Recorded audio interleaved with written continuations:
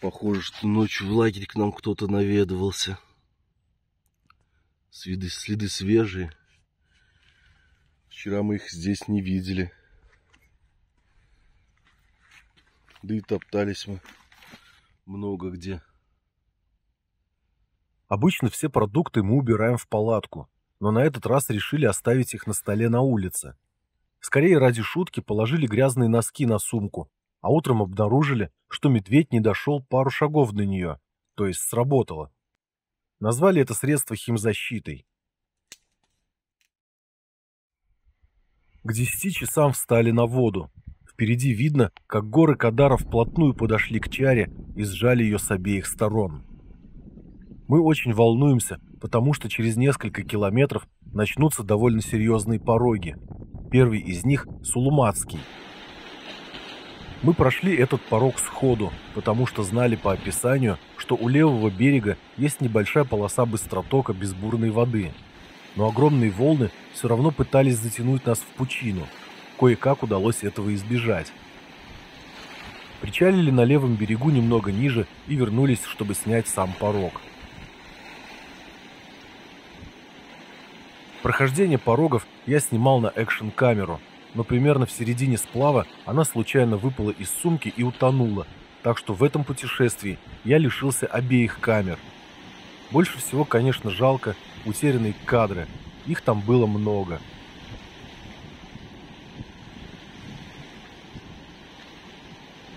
После Сулуматского порога река поворачивает и начинается сеть островов. Протоки между ними мелкие, один раз мы даже застряли на каменистом перекате. Затем идет небольшой порог Пуричиканский, но мы его тоже прошли без осмотра, и сложным нам он не показался.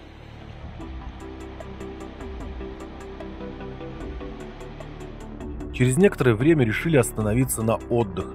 Солнце к этому моменту уже палило нещадно, и мы спрятались от него под одиноким кустом.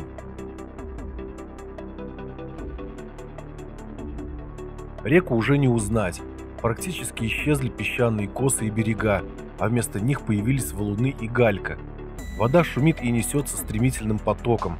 От нее вздымаются вверх высокие горы, склоны которых покрыты каменными россыпями или ягелем.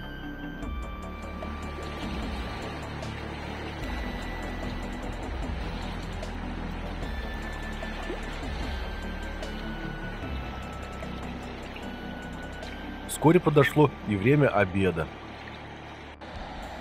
Река Конда. Возле нее мы хотели остановиться на ночлег. Искали на той стороне стоянку, на правой. Ничего не нашли. Сейчас вот думаем, время 3 часа дня. Скорее всего, сейчас пообедаем и будем решать, как нам быть дальше. Либо плыть опять вперед, либо здесь останавливаться на ночлег. Здесь за кустами есть старая стоянка, но она такая уже невзрачная и не очень удобная. Ну, посмотрим сейчас после обеда.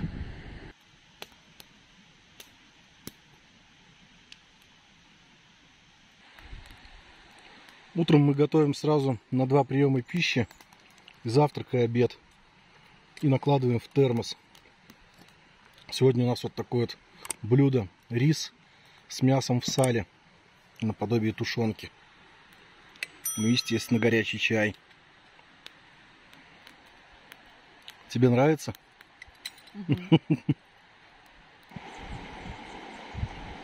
После обеда решили все же проплыть еще немного, и, пройдя чуть больше 4 километров, на левом берегу приметили песчаную косу. Напротив нее на правом берегу был симпатичный скалистый берег. Подумали, что здесь можно будет порыбачить. Вика очень любит рыбу и мечтает попробовать хариуса. На песке рядом с нашей стоянкой много следов диких животных. Самые крупные – оленьи, и помимо них множество отпечатков лап маленьких хищников. Благо, что нет медвежьих следов, иначе бы мы не рискнули останавливаться здесь.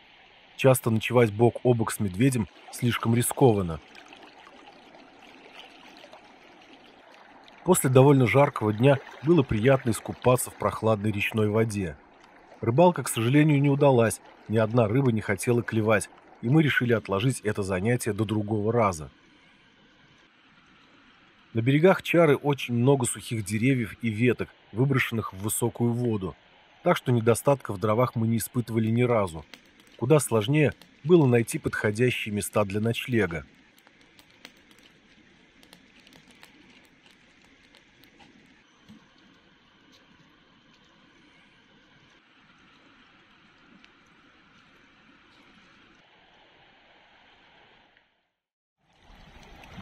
На следующий день встали на воду около 10 утра.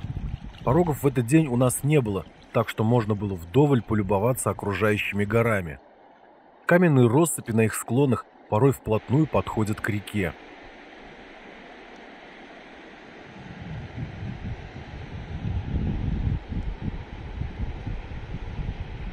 После одного из перекатов на правом берегу увидели движение. По камням шел молодой медведь, периодически переворачивая эти камни в поисках пищи и нас не замечая. Благодаря шуму воды и встречному ветру смогли подойти поближе к нему, чтобы сфотографировать. Только на расстоянии около 15 метров он увидел нас и, перепугавшись, рванул в тайгу. Я в очередной раз расстроился из-за поломки моей камеры с зумом. Зато Вика теперь снимает все, что может разглядеть ее объектив. Раньше такие кадры частенько доставались в первую очередь мне.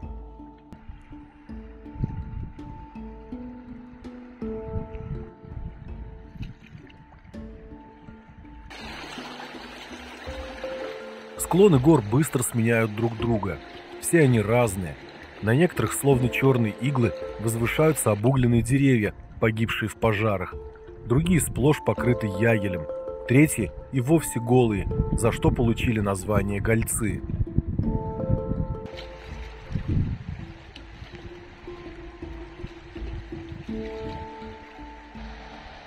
Сейчас мы остановились на обед возле небольшого притока под названием Хочо. Здесь целое зимовье оборудованное. Сейчас покажу немножко. Приток, наверное, попозже посмотрим. Прошли до обеда за 3 часа с небольшим. 25 километров. Течение прям хорошее, такое быстренькое. Серьезных препятствий нету на реке. Перекаты разной величины. И все, в принципе.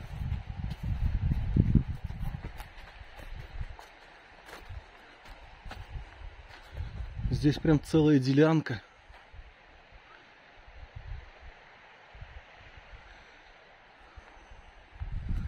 Следы медвежьи рядом, прям совсем на песчаном берегу.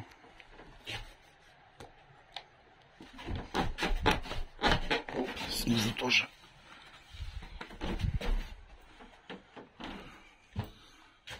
Ну, зимовье новенькое прям. Несмотря на изнуряющую жару снаружи, внутри избы было достаточно прохладно. Обедали с удовольствием. Приток Хочо. Здесь у него, видимо, в большую воду дельта такая образуется. Широко разливается. Сейчас же он достаточно мелкий. Чару спадает небольшим водопадом.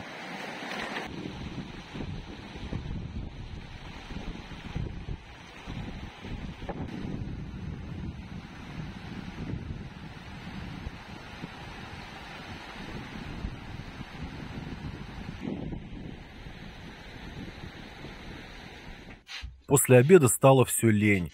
А здесь такое хорошее место, что мы немного подумали и решили остаться в зимовье на полудневку.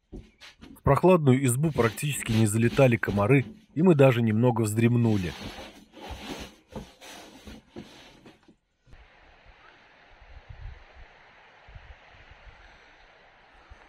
Многие избы на Чаре оборудованы генераторами, но мы ими так ни разу и не воспользовались, не было необходимости.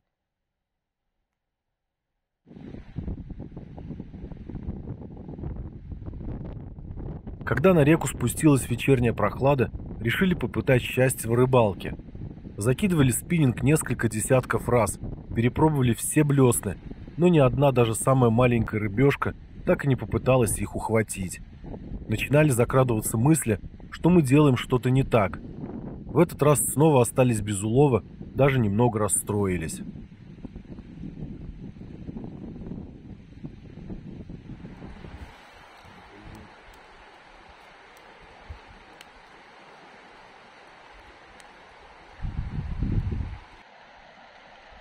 Сейчас мы готовили ужин на костре. Это вот кострище. Вика отошла сюда, где стою я, чтобы сфотографировать следы медведя в сравнении со своей ногой. Вот здесь вот я стояла. Стой, ты уже по следам пошла. Она стояла здесь, и к ней прям вышел медведь. Нет, это старый. Буквально вот здесь вот он был. Вот тут вот я фотографирую. Вот след старый, медвежий. Тут я свой отпечаток оставила. И тут вот я на одной ноге такая стою, и вон там увидела его. Вот здесь вот он вышел, по-моему, вот в этот просвет. Ну вот его след свежий. По песку, да? Это же свежие, получается, следы. Да, это свежие, вот этих не было. Вот, наверное, вот это, да, и есть. Это, конечно, страшно было. Вика завизжала, я там стою с костром, вожусь, с супом. Ну, вроде бы прогнали, молодой совсем. Он потом отбежал в сторонку на камне. Мы стояли, свистели ему. А ему пофигу, он стоит и смотрит на нас, любопытствует. Вот с тех камней. Вика сфотографировала его. Ночью спали тревожно. В уборную ходили исключительно вдвоем с ракетницей и фонариками. 2 медведя за день – это, конечно, много.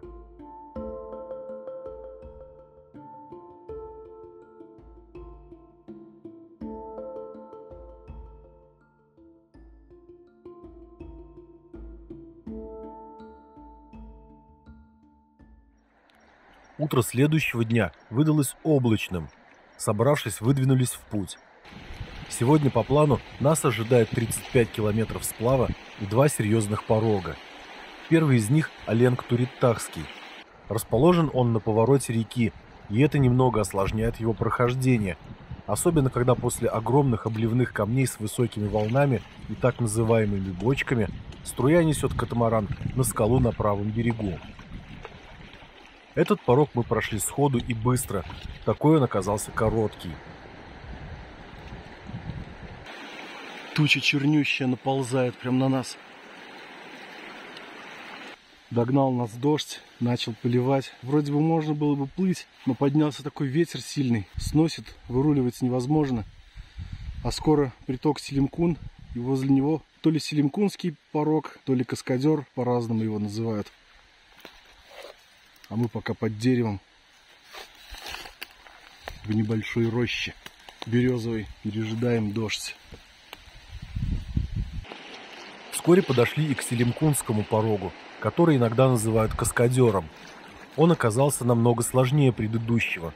Множество камней, огромные валы и бочки еле вырулили, и течение на всем сегодняшнем участке быстрое, много бурных перекатов и шивер. В общем, день выдался на славу. Веслами мы намахались по полной. Горы постепенно становятся все ниже и ниже. Благодаря быстрому течению и адреналину намеченные на сегодня расстояния прошли за 4 часа. Утес Гойобуль или Гойобуль, как его здесь называют.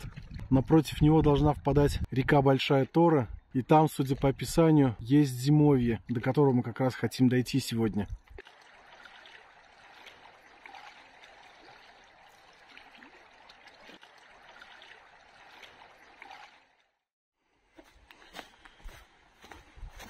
Зимовье. В устье Большой Торы.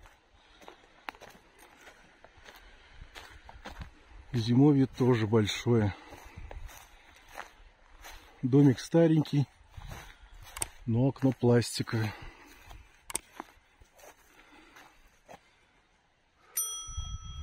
Крупная делянка.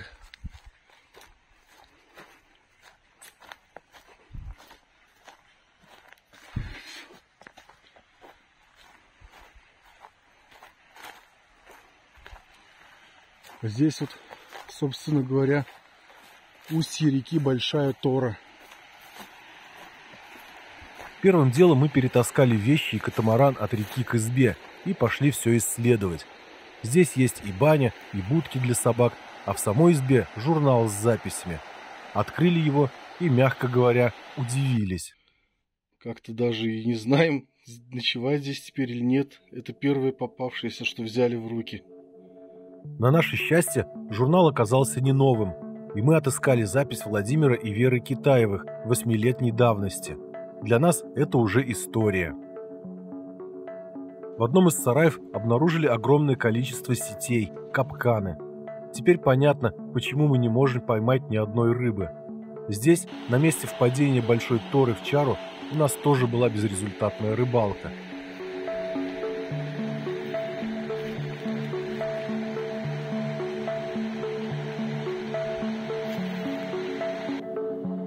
Ночевать решили в палатке, которую поставили на лужайке. Затем в очередной раз, пользуясь жаркой погодой, постирали некоторые вещи и помылись в реке. Немного быта. В сапогах ноги потеют, преют целыми днями. Вот сейчас стираем носки. Несколько пар накопилось. Ближе к вечеру с юга снова пришла туча, и пока мы готовили ужин, потихоньку начала поливать дождем.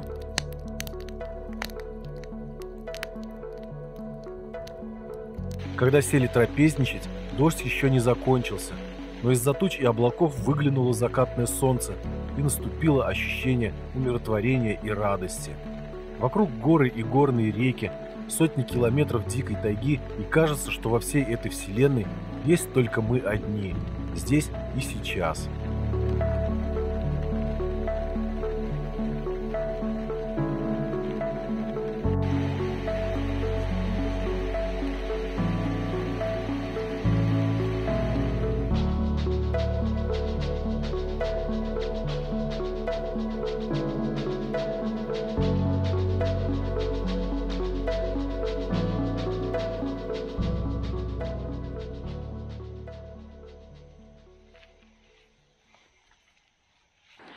Седьмой день сплава у нас сегодня и последний день, когда мы плывем по порогам. К тому же сегодня у нас впереди ожидается самый сложный порог. Всего на реке 4 порога, которые представляют из себя особую сложность. Вот, и сегодня будет самый сложный, Торский.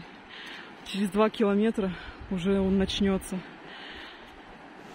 Торский порог действительно самый сложный из всех порогов на Чаре. Так что для нас это утро было весьма волнительным. Раньше такие пороги нам проходить не доводилось. Самое главное – успешно преодолеть это препятствие. Дальше проще. После Торских серьезных порогов уже не будет. 2 километра пролетели быстро, и начались первые 2 ступени порога.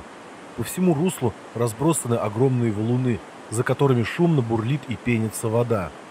Протяженность первой ступени около 300 метров, затем через 100 метров вторая, длиной около 700.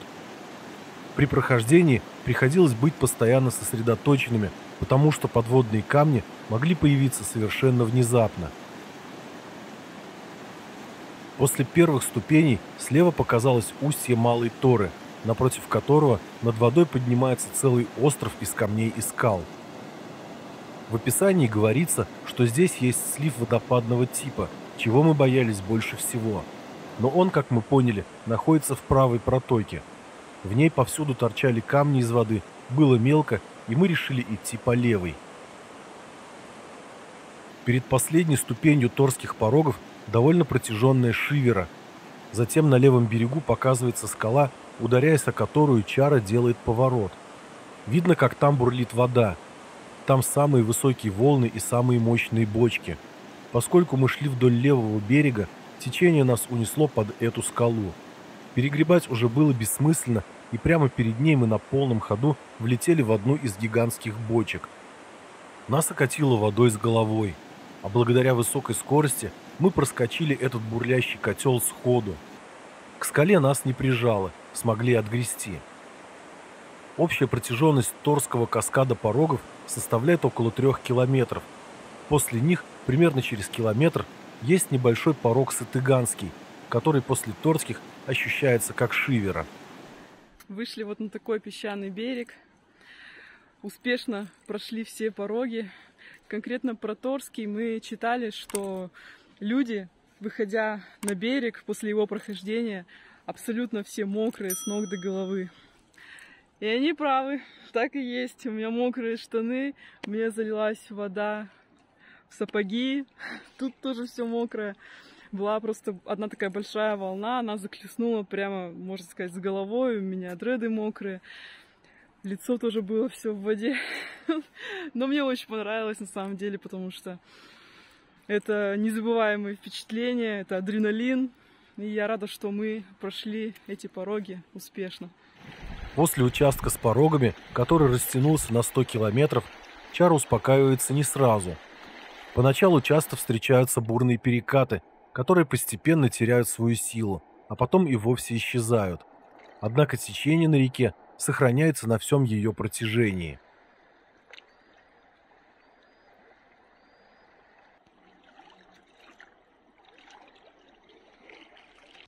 Примерно через 8 километров после порогов мы увидели высокую рыжую скалу на повороте реки. Под ней в Чару справа впадает ручей Хара-Юрях, а прямо перед ней начинается один из перекатов. Также, насколько нам было известно, тут должно быть зимовье.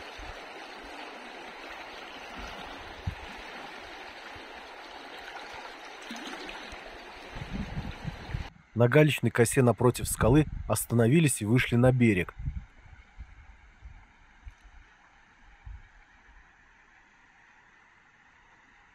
Зимовье здесь основательное. Помимо избы множество построек, собачьи будки, даже есть коптильня во дворе. Видно, что люди сюда приезжают как во второй свой дом. Вокруг чистота, что не часто встречается в подобных местах. В общем, чувствуется заботливая хозяйская рука. Поскольку под скалой было быстрое течение, Вика настояла на том, чтобы здесь порыбачить. Я несколько раз забрасывал спиннинг, и кто-то играл с блесной, а потом и клюнул.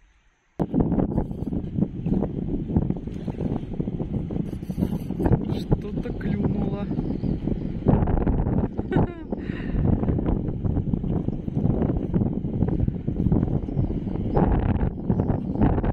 Лишь бы достать ее. Нифига себе. Рыбешка. Какая-то красненькая. Ой-ой-ой, ой-ой-ой. Офигеть. Это кто такой хороший? Блин, я не верю своим глазам. Мы такое еще никогда не ловили. Офигеть.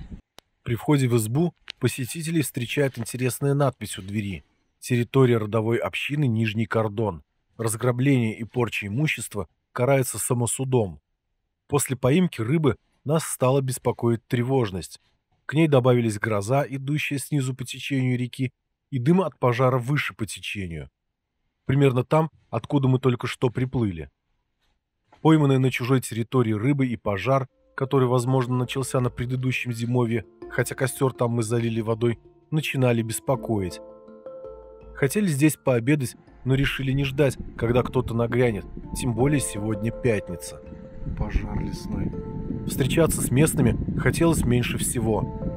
Добавляло беспокойство отдаленность от населенных пунктов. Такой вот у нас сегодня улов. Мы его как поймали, сразу прекратили рыбалку, потому что нам этого вполне хватит. Даже много. Пока плыли по жаре, подумали, что рыба может испортиться, поэтому, не дожидаясь вечера, остановились через несколько километров на песчаной косе и принялись ее жарить. Жареной рыбой заполнился контейнер объемом 2,5 литра, это без головы и хвоста. Как мы узнали вечером, посмотрев определитель рыб, скачанный на телефон, это был таймень. Сами того не зная, мы оказались браконьерами. Поскольку мы не рыбаки и брали спиннинг больше ради интереса, пойманная рыба оказалась самой большой из всех, что мы когда-либо ловили. Впадение реки Сень в Чару.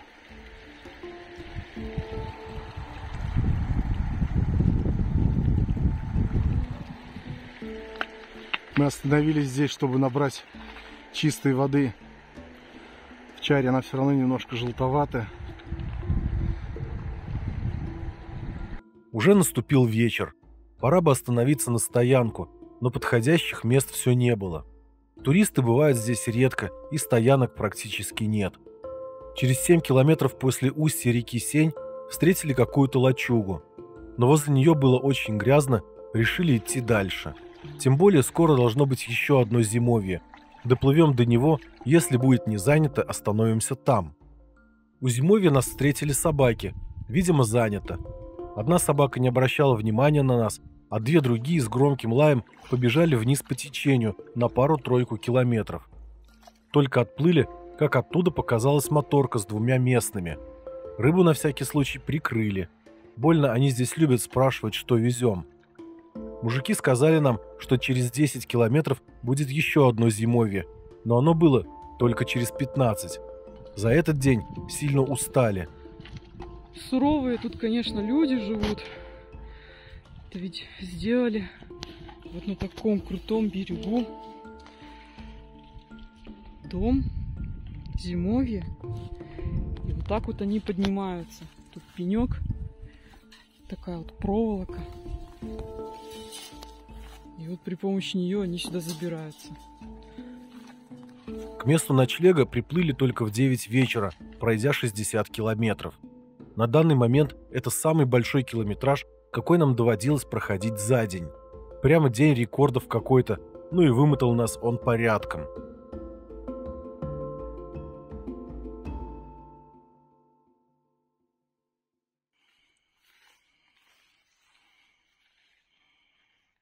Изба внутри нам не приглянулась, да и могут приехать хозяева, поэтому мы поставили палатку возле нее.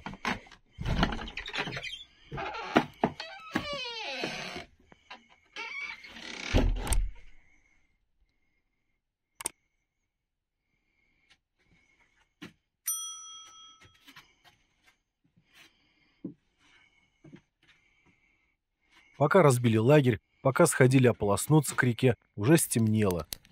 Ужинали ухой, сваренной из головы и хвоста рыбы. В ухе было много рыбьего мяса, и она была очень вкусной. Жареной рыбой мы питались 3 дня, по 2 кусочка за раз. Такой она оказалась сытной.